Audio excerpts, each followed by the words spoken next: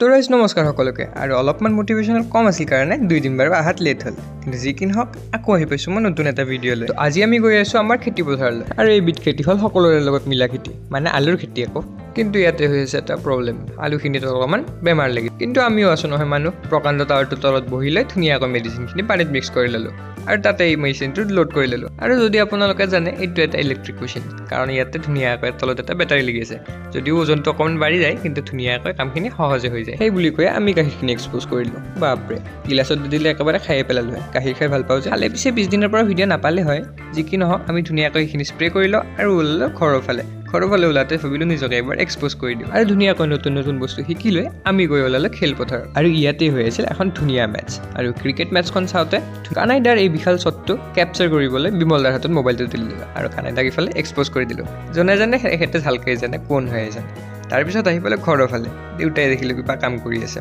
আৰু আকাশখন মই এক্সপ'জ কৰি দি তাতে মনত পৰিলে আজি আমাৰ বাৰ্থডে আছিল তো বাৰ্থডেত গৈ পেলাই ধুনীয়াকৈ কেকখিনি কাটি লৈ সকলোকে কেক খুৱাই লৈ আমি বাৰ্থডে উইচ কৰি আজিৰ ভিডিঅ'টো ইয়াতে সমাপ্ত কৰিলোঁ আৰু নতুন খবৰ আহি আছে ভিডিঅ'ত শুনি থাকিব